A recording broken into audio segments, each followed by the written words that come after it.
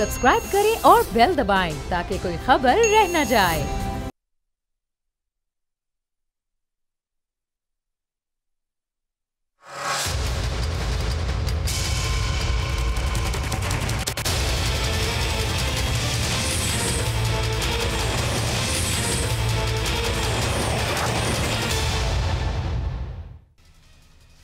बिस्मिल्लाहिर्रहमानिर्रहीम, अस्सलाम वालेकुम। मैं हूं जैस्मीन मंजूर और आप देख रहे हैं प्रोग्राम बस बहुत हो गया।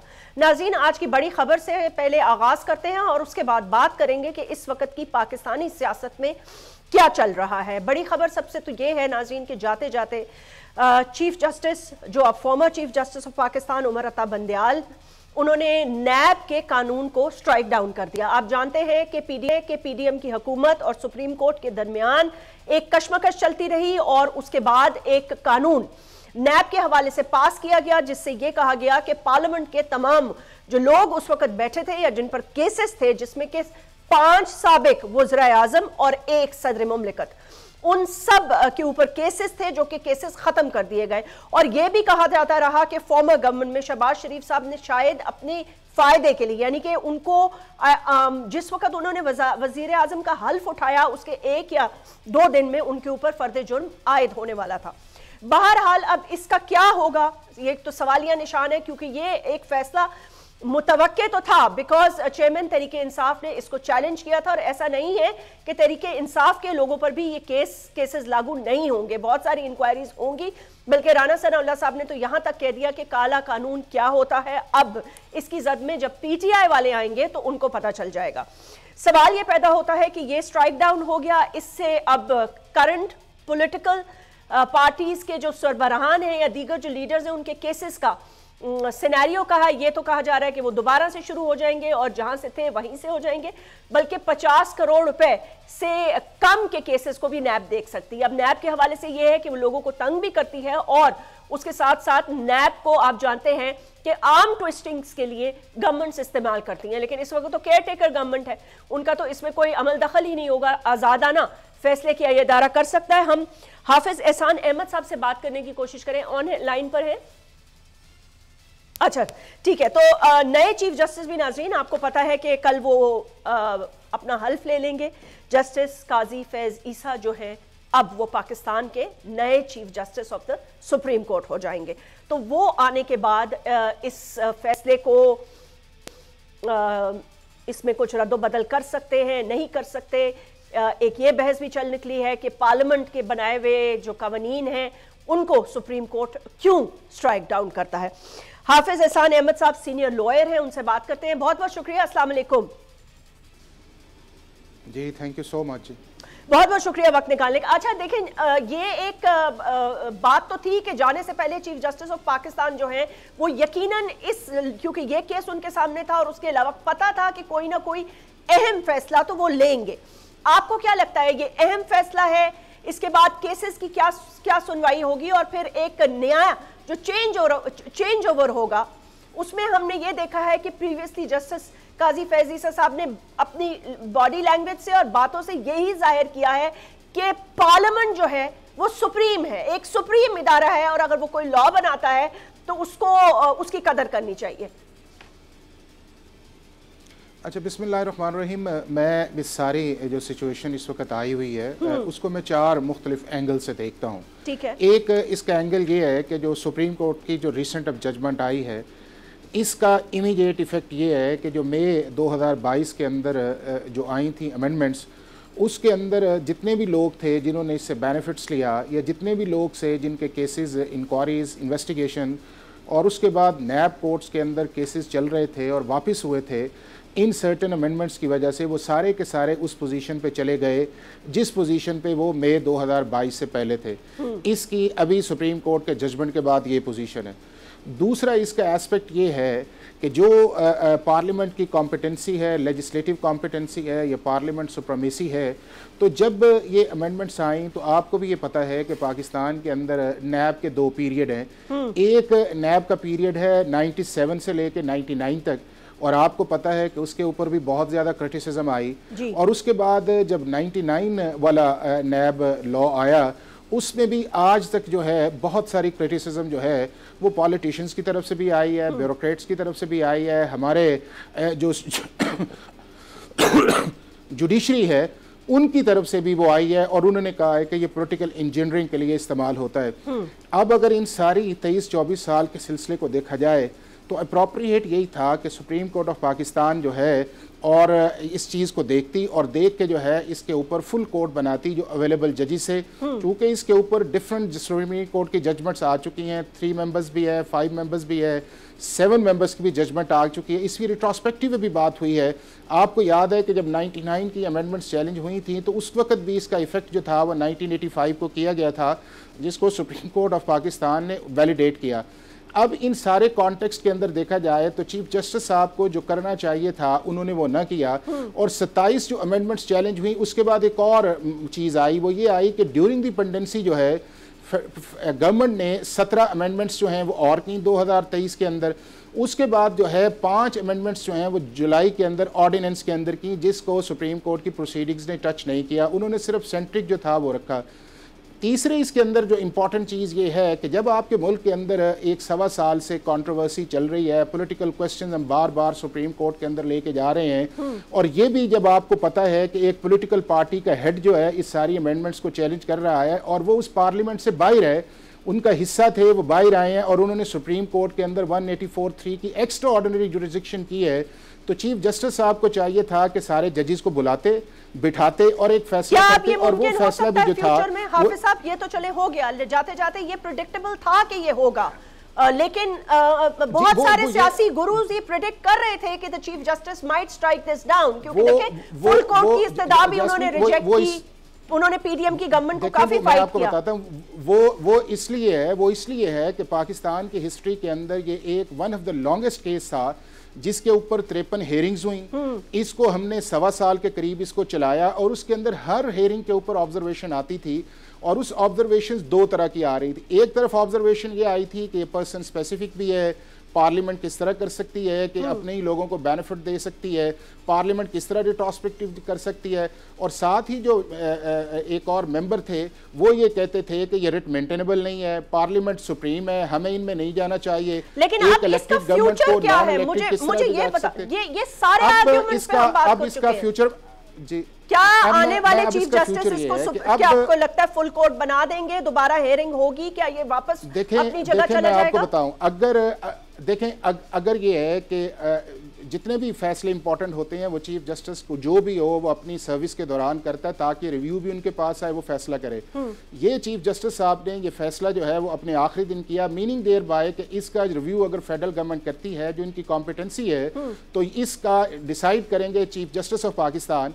अगर वो खुद जाके बैठते हैं तो जिस तरफ आपने इशारा किया है कि उनका एक कंसिस्टेंट व्यू है कि पार्लियामेंट सुप्रीम है, और अभी भी जो 2-1 की जजमेंट आई है, अगर इसी प्रिंसिपल को फॉलो किया जाएगा तो ये जजमेंट रिकॉल होगी। लेकिन चीफ जस्टिस के पास एक और भी ऑप्शन है, और वो ऑप्शन उसके अंदर ये है कि वो 3 मेंबर्स की बजाय इस पे ज्यादा करें। लेकिन एक और बड़ा इफेक्टिव चीज आ रही है, वो ये है कि प्रैक्टिस एंड प्रोसीजर बिल जो चीफ जस्टिस ने फिक्स किया 18 तारीख को, अगर वो उसके ऊपर ऐसी जजमेंट दे देते हैं और उस लॉ को वैलिडेट कर देते हैं, तो 184(3) की जितनी भी प्रोसीडिंग फॉर्मर चीफ जस्टिस ने की थी वो ऑटोमेटिकली जो है उनका लीगल क्वेश्चन आएगा, वो वापस जाएंगी, और हो सकता ये है कि इस जजमेंट जो है वो इफेक्ट जो है वो उस जजमेंट का भी आ जाए, अगर चीफ जस्टिस जो है प्रैक्टिस एंड प्रोसीजर जो पार्लियामेंट का बिल है। बहुत बहुत शुक्रिया हाफिज एहसान अहमद साहब, बहुत बहुत शुक्र। कंसिडरेबली हमें एक आइडिया है कि इन फ्यूचर क्या हो सकता है पार्लियामेंट के लॉज के हवाले से। ये एक बड़ी प्रोलॉन्ग्ड हेयरिंग थी, लेकिन बहरहाल जिन लोगों के ऊपर केसेस थे वो दोबारा से cases they exactly stand at the point where they were on the 1 May 2022। हमें इस वक्त मौलवी महमूद साहब ने ज्वाइन किया है, प्रेसिडेंट हैं आप सिंध के इस्तेकाम पाकिस्तान पार्टी के। उसके साथ साथ हमें इम्तियाज अहमद शेख साहब ज्वाइन कर चुके हैं, सीनियर रहनुमा है पाकिस्तान पीपल्स पार्टी के और प्रोविंशियल मिनिस्टर्स भी रह चुके हैं फॉर एनर्जी। बहुत बहुत शुक्रिया दोनों को, अस्सलाम वालेकुम एंड वेलकम। मैं इम्तियाज शेख साहब गुफ्तगू का आगाज आपसे करना चाहती हूँ, मुझे ये बताइएगा, ये जो अफेक्टिव, इसके बाद इलेक्शंस पे ज़ाहिर बात करेंगे, ये जो नैब का स्ट्राइक डाउन हुआ है, ये एक्सपेक्टेड था? पीपल्स पार्टी की हायरार्की, ईसीसी की मीटिंग्स जो आपकी चल रही थी, उनके अंदर ये एक्सपेक्टेड था कि ये स्ट्राइक डाउन हो जाएगा? बहुत शुक्रिया जैस्मिन प्रोग्राम में लेने का।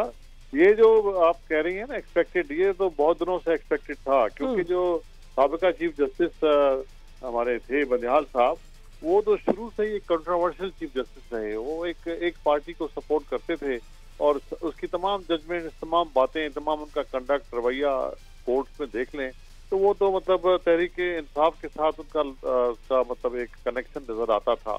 और जिस तरीके से था तो उस हवाले से तो कम अज कम मुझे तो ये कंफर्म था इस तरह का देंगे। लेकिन हमें ये भी उम्मीद थी कि इतने सीनियर मोस्ट जज हैं, आखिरी दिनों में आके इस तरह का कंट्रोवर्शियल फैसला कैसे करेंगे।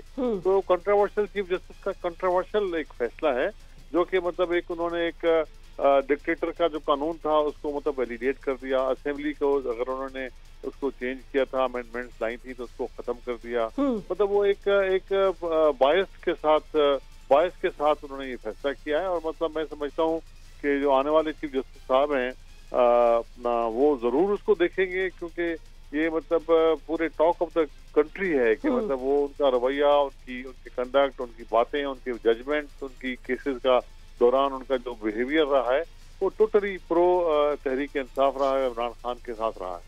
तो ये भी एक कंट्रोवर्शियल फैसला है, इसकी एक्सपेक्ट हम करते थे। और दूसरी बात, नैब को तो सबने भुगता हुआ है, सालों से नैब का सिलसिला चल रहा है। सही बात तो मतलब इसमें किसी को वो परेशानी नहीं है, लेकिन डेफिनेटली चीज हुई थी, कानून के मुताबिक हुई थी। तो अब नए सिरे से दोबारा वहाँ जाना पड़ेगा। एक बॉदरेशन जरूर होती है, लेकिन उसे कोई खौफजदा नहीं है। आज तक कितने लोगों को उन्होंने मतलब सजा दी है, कितने लोगों को किया है, कौन से नहीं, लेकिन तंग तो करते हैं ना इम्तियाज शेख साहब। बहुत सारे ऐसे लोगों को मैं जानती हूँ, ब्यूरोक्रेट्स हैं, दीगर लोग हैं जिनको सालों साल से भुगतना पड़ रहा है ना। इसमें मैं आपको अर्ज करूँ, ये पूरे मुल्क के लिए इतना खराब है। ये शाहिद खाकान आबादी साहब बार बार अपने प्रोग्रामों में बोलते रहे जी, वो यहाँ मेरे प्रोग्राम में भी बोल के गए हैं। मैं आपको उन्हीं की मिसाल देने लगी थी। वो कराची आते हैं अपनी हेयरिंग के लिए। नहीं, वो सही कहते हैं कि जी कोई ब्यूरोक्रेट अभी फैसला करने को तैयार नहीं है, फाइलें रुलती रहेंगी, कोई फैसला नहीं होगा। कोई मुल्क के लिए मतलब ये पाकिस्तान की मुआशी सूरत-ए-हाल के लिए भी और पाकिस्तान के और बहुत से मतलब इश्यूज जो कि फैसला करने वाले होते हैं या जो रिकमेंड करने वाले होती है ब्यूरोक्रेसी, वो बिल्कुल ही इनएक्टिव हो जाएगी। और वो इस खौफ से कि कल हमें पकड़ेंगे, कल हमारा वास्ता नहीं है तो हम उसको करेंगे। ऐसे ऐसे केसेस बनाए गए हैं कि आपको जैस्मिन हैरत होगी, जिसके मतलब उनका ताल्लुक नहीं था नैब का, लेकिन नाम डाल दिए गए 50-50 लोगों के, 30-30 लोगों के। उस वक्त ठीक जाते थे इम्तियाज शेख साहब। मैं जरा ठीक, मैं बिल्कुल कंप्लीटली आई अंडरस्टैंड। दो और मेरे इंपॉर्टेंट गेस्ट भी वो भी हमें ज्वाइन कर चुके हैं। मुफ्ती किफायतुल्लाह साहब भी हमारे साथ हैं और महमूद मौलवी साहब भी हैं। महमूद मौलवी साहब, आपकी तरफ आती हूँ। मुफ्ती किफायतुल्लाह साहब, आपको सलाम, बहुत बहुत शुक्रिया वक्त निकालने का। महमूद मौलवी साहब, ये बताइएगा कि ये जो स्ट्राइक डाउन हुआ है, इससे अभी तक मुझे तो नहीं पता कि आपके अब तो जाहिर है एक नई पार्टी से आपका ताल्लुक है और फॉर्मर पीटीआई के जो लोग हैं वो भी बहुत सारे आपकी पार्टी का हिस्सा बन गए, लेकिन उनके ऊपर ये केसेस होंगे या नहीं होंगे। लेकिन आपका जिस पार्टी से ताल्लुक था उसके चेयरपर्सन ने इसको उस वक्त स्ट्राइक डाउन किया था। क्या आप लोग इस माइंडसेट से थे या आपको लगता है कि ये काला कानून है, या आपको लगता है कि इससे लोग बेनिफिट ले रहे थे और इसकी आड़ में छुपे हुए थे? क्योंकि बहुत अरसा ये कहते रहे लोग, तनकीद कर रहे कि पार्लियामेंट ने आते साथ पहला काम ये किया कि अपने आप को तहफ़्फ़ुज़ दे दिया।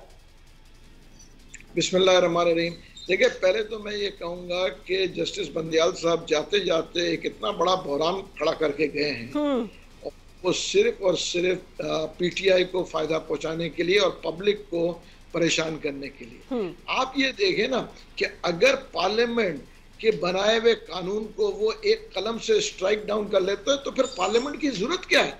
अगर पार्लियामेंट की ये हैसियत है कि कोई भी जज बैठ के, जो पार्लियामेंट बैठ के डिसाइड करती है, वो एक कलम से वो कहते हैं कि जी ये तो काला कानून है। देखिए, जो भी कानून है, या तो आप कहें कि जी पार्लियामेंट में जो लोग बैठे हैं वो गलत है। अगर वो इलेक्ट होके आए हैं और उन्होंने इस कानून को अब स्ट्राइक डाउन किया है कि भाई हमें ये कानून नहीं चाहिए, तो ये लोगों को एक्सेप्ट करना चाहिए। देखिए, अगर ये एक्सेप्ट नहीं करना है तो फिर तो आप इमरजेंसी लगाएं, फिर पार्लियामेंट की जरूरत क्या है, 2-3 साल चलाएं, सब कुछ ठीक करें। फिर आवाम को हम क्यों परेशान कर रहे हैं? देखिए ना, एक तरफ हम कहते हैं इसी हिसाब से वो इलेक्शन डिले होंगे, इसी हिसाब से बहुत सारे और बहरान खड़े होंगे। ये जो चीजें हैं ये प्रोवोक कर रहे हैं। आप ये देखें, एक तरफ ये कहते हैं पार्लियामेंट की सुपरमेसी चाहिए, दूसरी तरफ जो पार्लियामेंट काम करे उसको कहते हैं अपने मफाद में काम किया पार्लियामेंट ने, इसलिए हम इसको स्ट्राइक डाउन कर रहे हैं। पार्लियामेंट इलेक्ट होके आए। मैं फिर कहूंगा कि ये जो बहरान खड़ा किया हुआ है, जो जिस तरफ हम जा रहे हैं, मैं देख रहा हूं कि अगर अभी इलेक्शन होते हैं तो इलेक्शन के उसके ऊपर भी वो कंट्रोवर्शियल होंगे। जो जीतेगा उसके अगेंस्ट जो हारेगा तो वो कहेगा कि जी ये तो बड़ा गलत हुआ है, कोर्ट में चले जाएगा, ये गवर्नमेंट गलत बनी है। तो फिर हम कब तक ये अनस्टेबिलिटी लेके चलेंगे?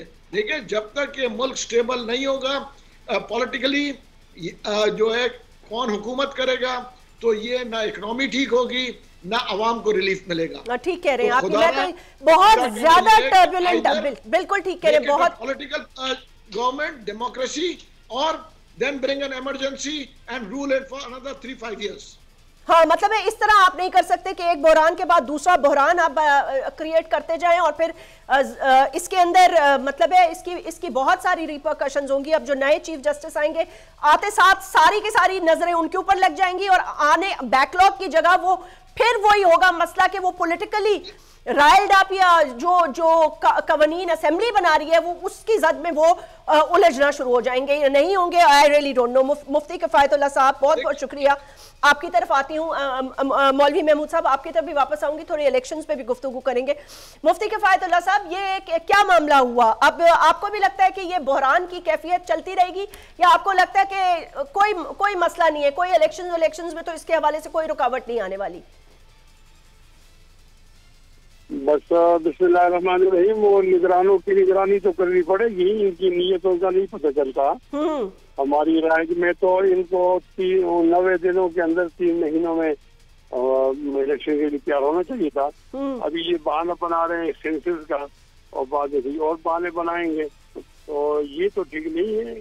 जिस तरह इनकी नीयत है उससे तो लगता है कि इलेक्शन अगले साल ही कराएंगे, लेकिन बहरहाल तो दबाव डालेंगे। ये इतने ताकतवर लोग तो है नहीं कि अवामी रैली के और अवामी मुतालबे के सामने खड़े हो सके। हम अपना दबाव डालेंगे कि इनको कम से कम दिनों के अंदर इलेक्शन के लिए मजबूर कर दें। मुफ्ती साहब, एक बात बताइएगा, पीपल्स पार्टी मौलाना फजल रहमान साहब से भी थोड़ी नाराज है, उनकी हमने कुछ गुफ्तगू सुनी। अब मुझे नहीं पता कि शायद ये सियासी नाराजगी थी या वो ये कहते हैं कि मौलाना साहब बल्कि नाराज है पीपल्स, वो कहते हैं कि उनका मशवरा ये था, और जरा इस पे थोड़ी रोशनी डालिएगा, उनका मशवरा ये था कि वो ये कह रहे थे कि चेयरमैन तहरीक इंसाफ की हुकूमत गिराने के बजाय बेहतर ये है कि हम सीधे इलेक्शंस में चले जाएं। नहीं, तो हमारी भी यही राय थी, लेकिन उस वक्त क्या हुआ, मैं आपकी राय की बात कर रही हूं कि मौलाना साहब की ये राय थी। उन्होंने कहा कि अब जो इलेक्शंस डिले हो रहे हैं या इलेक्शंस के डिले होने का एक खदशा किसी को नजर आ रहा है, या जैसे आपने भी अब तस्करा किया, तो वो ये कह रहे हैं हमने पीपल्स पार्टी को कहा था सीधे इलेक्शंस में चले जाओ।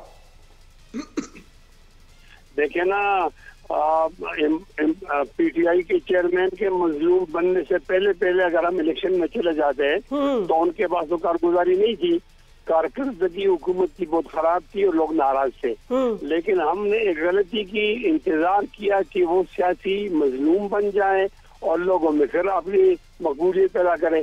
ये गलती तो हुई है सियासी तौर पर। अगर हमारी बात मान ली जाती है इस वक्त कौम भी मुस्तकबिल होती, मुल्क भी, और पीटीआई के चेयरमैन का नामो निशान भी न होता। लेकिन ये गलती सियासी हो गई है कि इस वक्त हमारी बात नहीं मानी गई। लेकिन बहरहाल हमने जरा कौमी मफाद में या ये कि सियासी जमातों के आपस के जो ताल्लुकात होते हैं उसकी बुनियाद पर फिर हम खामोश रहे, इनका साथ दिया। लेकिन बेहतर मशवरा वही था जो मौलाना फजल रहमान साहब की राय। ठीक सर, एक छोटी सा वक्फा ले लेते हैं, उसके बाद इलेक्शंस के हवाले से बात करते हैं कि क्या सबको ऐसा आज पीएमएलएन ने एक प्रेस कॉन्फ्रेंस की और बहुत ज्यादा कड़वाहट नजर आई पीपल्स पार्टी के लिए। क्या ये सिर्फ सियासी उबाल की कड़वाहट है या नीचे कुछ और भी पक रहा है? Right after this break.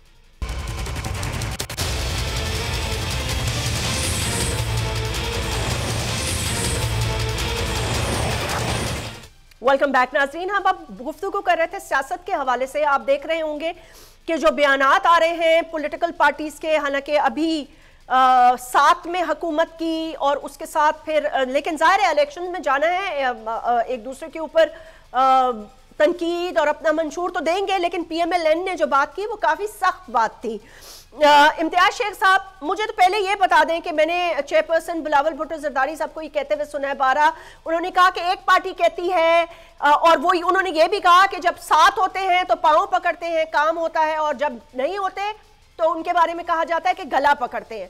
आप अच्छी तरह जानते हैं कि वो किसकी बात कर रहे हैं।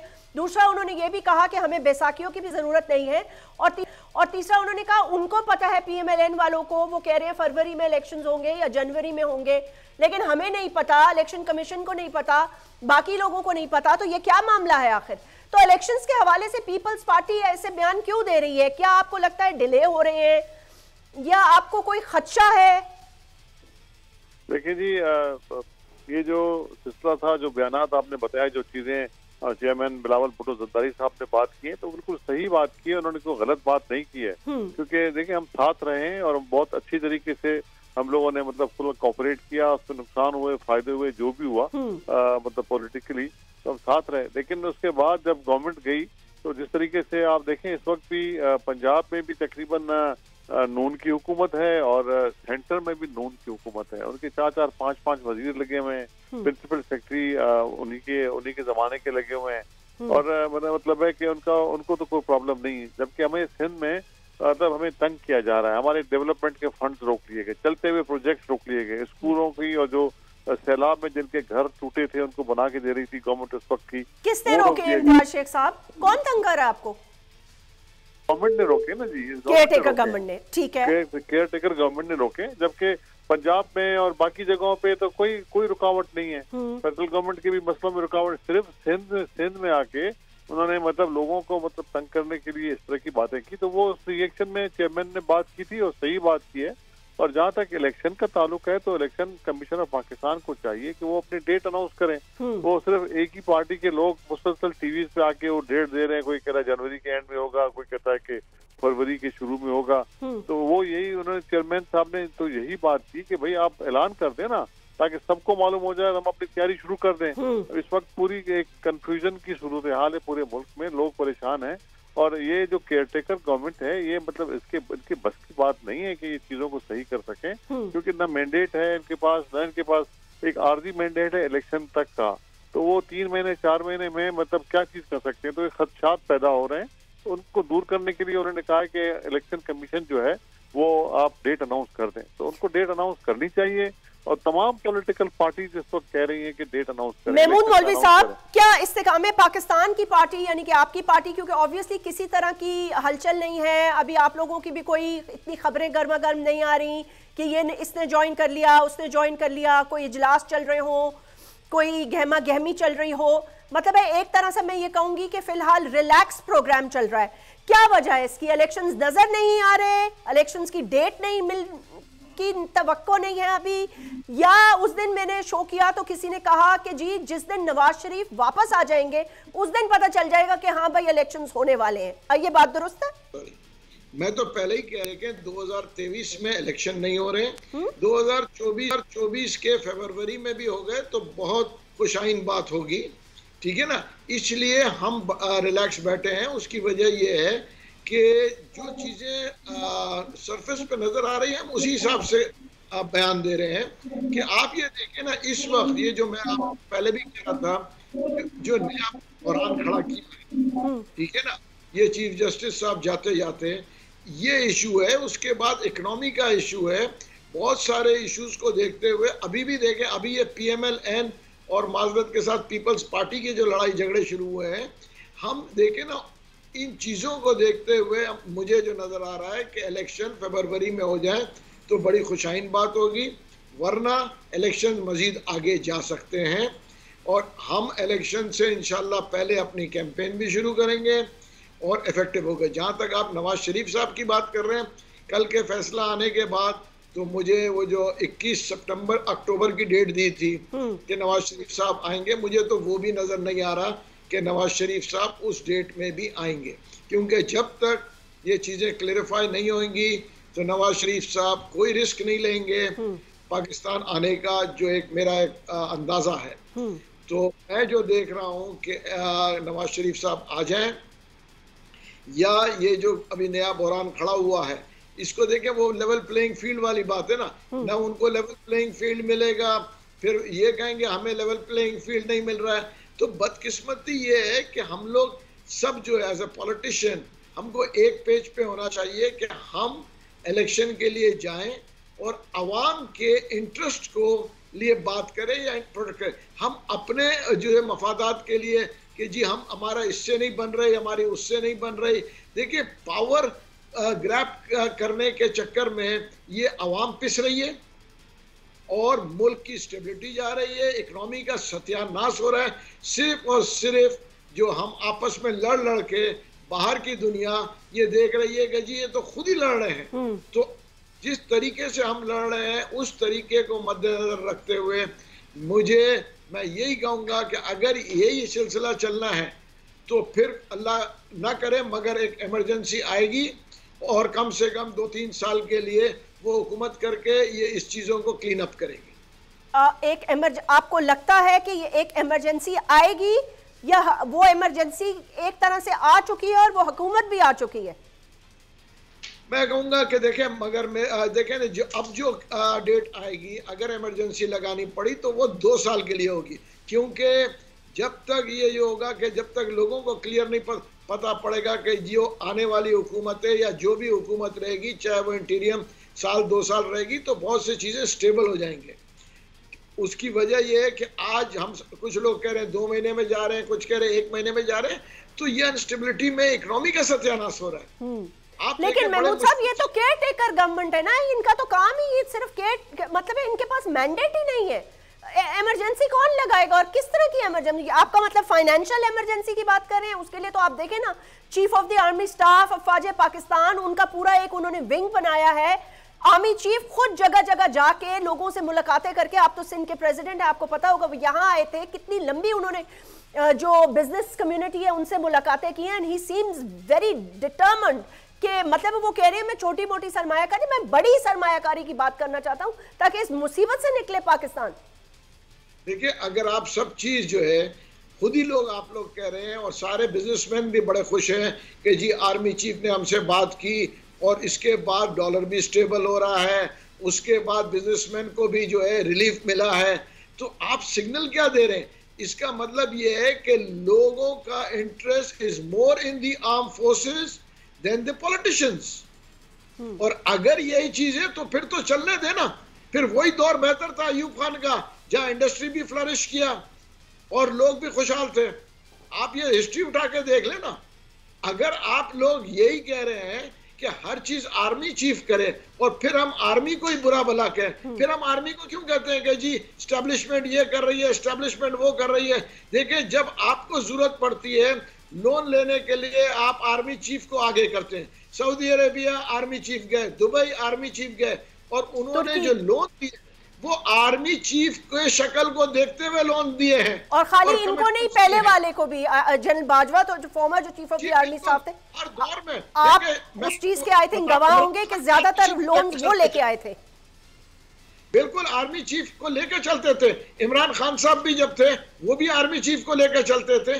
तो फिर हम आर्मी को बुरा भला क्यों कहते हैं? हमको ये रियलाइज करना चाहिए कि बगैर आर्मी के चीफ के हम जो है नहीं सर, हम तो ये रियलाइज करते हैं और अच्छा है कि अब आप लोग भी ये रियलाइज करते हैं और बहुत अच्छा हुआ कि 9 मई से पहले कुछ को और कुछ को बाद में ये रियलाइजेशन हो गई। लेकिन हमने तो कभी भी उनको इस तरह नहीं कहा, वो उनकी तो हमने हमेशा दिल से रिस्पेक्ट की है, क्योंकि हमें पता है कि जब भी बुरा वक्त आया है वही मदद के लिए आते हैं। That's it. बिल्कुल फ्लड्स हो या कुछ, मतलब बहुत बहुत लंबे अफसाने और कहानियां हैं। I completely agree सर, लेकिन ये सियासतदान ही उनको मजबूर करते हैं ना, मुफ्ती किफायतुल्लाह साहब। और दूसरा ये कि मतलब आपकी फॉर्मर पार्टी, अब तो मैं आपको नहीं कहूंगी, जाहिर है कि जब इंसान रियलाइज कर लेता है और अपने आप को डिस्टेंस कर, you were one of the first ones to leave it. लेकिन मतलब जो जहर उन्होंने घोला है और जो जहर उन्होंने बोला है और जो कुछ उन्होंने किया है, तो वो पूरा का पूरा मलबा तो एक, मैं ये समझती हूँ कि एक पंडोरास बॉक्स जो बिला वजह का आपकी पॉलिटिकल पार्टी के पिछले लोगों ने जो किया वो तो सब आपके सामने ही है। मुझे नहीं लगता कि बाकी बाकी पॉलिटिकल पार्टीज ने इतनी तबाही मुल्क में फैलाई है, अल्लाह माफ करे, पिछले 20 साल में आपस में लड़े झगड़े जरूर होंगे जितनी के तहरीके इंसाफ ने की है। Unfortunately that's a fact. But Mufti Kifayatullah साहब, महमूद मौलवी साहब जो ये कह रहे हैं इलेक्शंस के हवाले से, आपको भी ऐसे लग रहा है? क्योंकि देखें ना, कोई हसल पसल कोई चीज ही नहीं है, और दूसरा एक दहशतगर्दी भी सर उठा रही है। मैं आपसे ताज़ियत भी करना चाहती हूँ, अल्लाह ताला ने महफूज रखा हाफिज हमदुल्ला साहब को, और शुक्र है अल्लाह का उन्हें ज्यादा चोटें नहीं लगी, लेकिन बहुत सारे हमारे लोग जवान रोज शहीद हो रहे हैं।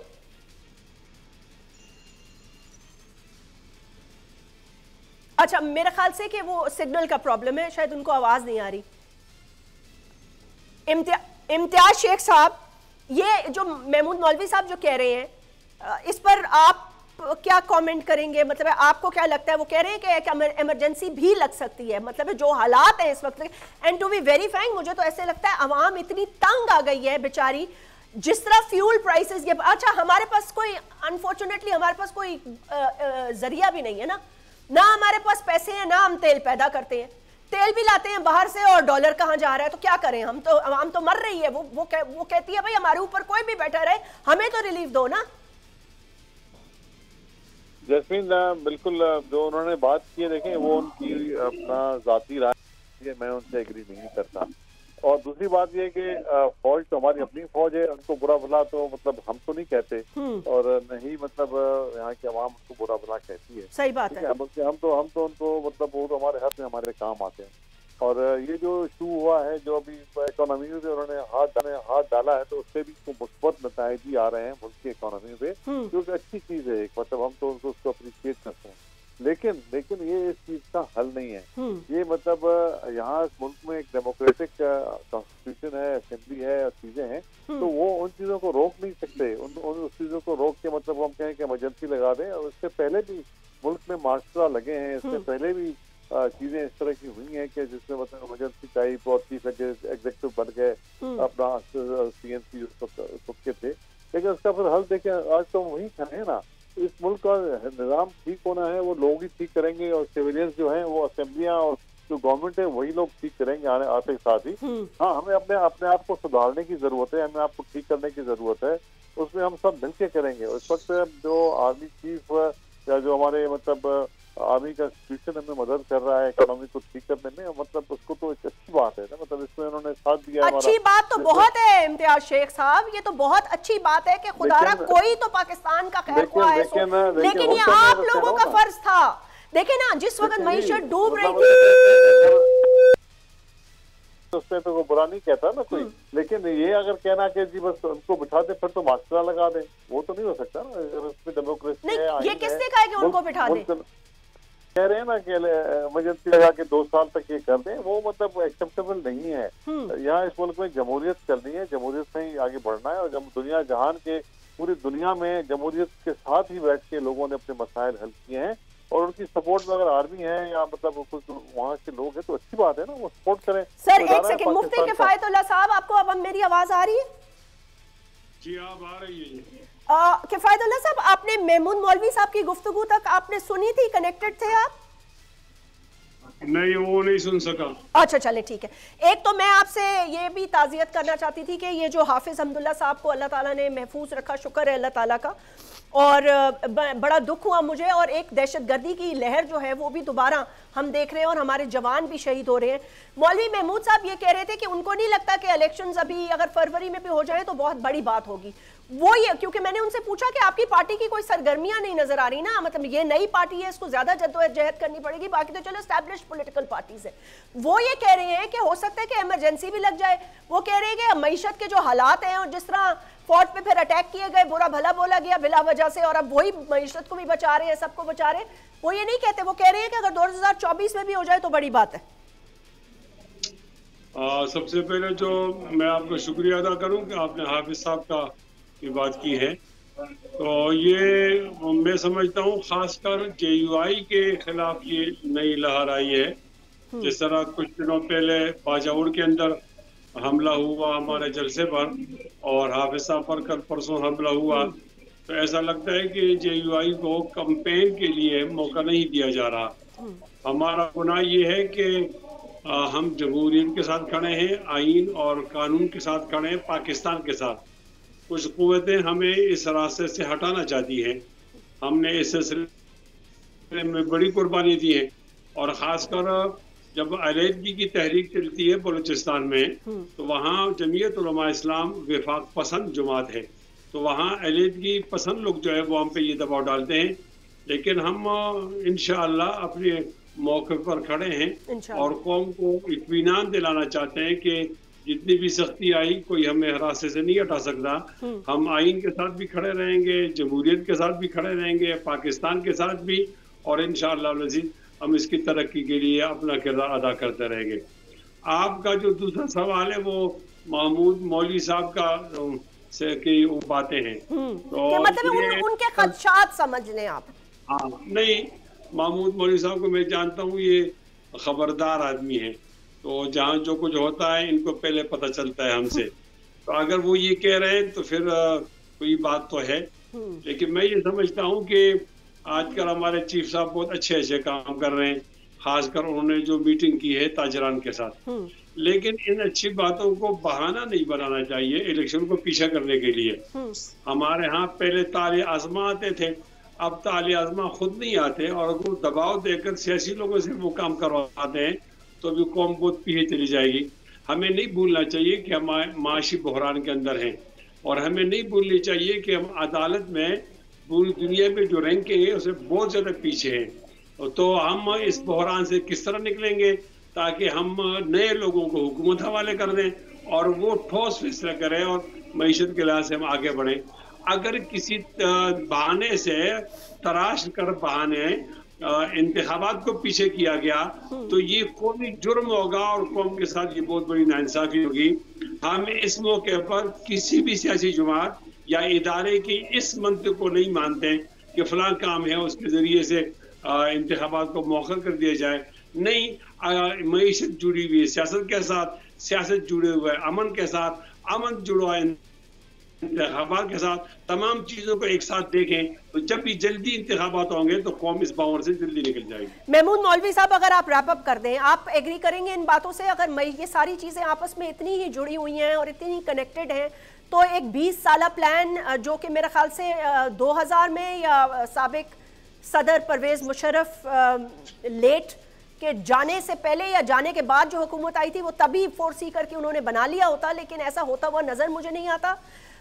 हमेशा मईशत के गर्दान में मुल्क जब भी फंसती रही है, हमने यही देखा है कि फ़ौज आगे आगे बढ़कर फिर लोगों से पैसे लाती है, फिर पैसे कॉफर्स भरते हैं, फिर वो कॉफर्स खाली हो जाते हैं। सो बहरहाल ये कब तक चलता रहेगा कि वो भरते रहें और बाकी खाली करते रहें? आप बिल्कुल सही कह रही है। देखें, मैं कहता हूं कि देखें जहां इन्होंने मिसाक जमहूरियत बनाया पॉलिटिशियन ने, वहां मिसाक मईशत बनाना चाहिए था कि हमारे को एक पॉलिसी क्लियर कट कम से कम 10 साल के लिए मईशत के लिए देना चाहिए कि हम इस मुल्क को जो है इकोनॉमिकली स्ट्रॉन्ग करें। आज जो है इकोनॉमिक बहुत इंपॉर्टेंट चीज़ है, इकोनॉमिकली और फाइनेंशियली स्ट्रॉन्ग होना। आप ये देखें बदकिस्मती क्या है, हमें सबको पता है कि मिसाल दे रहा हूँ आपको, पाकिस्तान स्टील बिक रहा था, उस वक्त के हुकूमत आज ऑपोजिशन में जो थे उन्होंने कहा नहीं जी हम आके ठीक करेंगे, वो पीटीआई थी। जब पीटीआई की हुकूमत आई तो उन्होंने कहा जी प्राइवेटाइजेशन करें, तो पीपल्स पार्टी कहने लगे नहीं जी इसको तो चलना चाहिए। देखिए रियलिटी को फेस करें, अगर हमें जो है प्राइवेटाइजेशन में देना है, चाहे वो पीआईए को देना है, चाहे वो रेलवे को देना है, चाहे वो स्टील मिल को देना है, उसके डिसीजंस हमें फास्ट लेने पड़ेंगे, वरना इस इकोनॉमी को डैमेज कर रहे हैं। आज जो फौज कर रही है मेरे ख्याल से इनको सलूट पेश करना चाहिए कि जिस हिसाब से इन्होंने डॉलर को जो कि 340 पे गया था, आज वही डॉलर ऑफिशियल भी नीचे आया है और अनऑफिशियल भी जो है 300 के नीचे है। ये क्रेडिट उनके अलावा कोई पॉलिटिशियन नहीं कर सकता था। आप ये देखें ये उन्होंने ही करा के दिया है, तो we have to give them the credit. जिस हिसाब से चीनी का बहरान खड़ा कर रहे हैं, देखिए हमारे बहुत सारे लोग खुद खड़ा करते हैं। गंदम का बहरान, आटे का बहरान खड़ा किया था, 200 रुपए के आटा था, आज आटा 130 रुपए पे आ गया। ये कौन कर रहा है? जब हम सब कुछ इनसे कराने, हम सिर्फ और सिर्फ बैठ के बातें एक दूसरे के कपड़े उतारें, पॉलिटिकली एक दूसरे के ऊपर तनकीद करें, एक दूसरे को बुरा बना के। लास्ट कमेंट महमूद मौलवी साहब, बिल्कुल वक्त नहीं है, लास्ट कमेंट बिल्कुल 20 सेकंड है जी। किफायतुल्लाह साहब आप कुछ कहना चाहते हैं प्लीज, 20 सेकंड है। मैं इत्तेफाक नहीं करूंगा, ये छोटी छोटी नेकियां गिनते हैं, लेकिन हमारी तारीख तो बताती है कि इन्होंने मार्शाल्लाह लाकर बड़े बड़े कौमी जुर्म भी किए हैं। ये वक्त इसका नहीं है। महमूद मौलवी साहब जज्बात में ना है, इस वक्त केयरटेकर गवर्नमेंट है। अगर पीटीआई की हुकूमत होती तो हम न मानते, हमारी होती तो वो न मानते। अब सारी जमाने जमा हों और एक निशा की मईशत करें और मईशत को हुकूमत से, सियासत से अलग करें, ठोस फैसले कर लें। हाँ, तो ये पते की आपने बात, ठोस फैसले करें, मईशत को सियासत से अलग करें। जिस दिन ये हो जाएगा ये मुल्क बहुत तरक्की करेगा, क्योंकि बहुत बड़ा एक मसला जो है वो अलग हो जाएगा और सियासतदान सिर्फ अपनी सियासत करेंगे, लेजिस्लेशन करेंगे, जिसलिए वो पार्लियामेंट में आते हैं और अपने अपने हलकों की देखभाल करेंगे। बहरहाल अपना ख्याल रखिएगा। इम्तियाज शेख साहब, मौलवी महमूद साहब, मुफ्ती किफायतुल्लाह साहब, आपसे फिर मुलाकात होगी। अल्लाह हाफिज।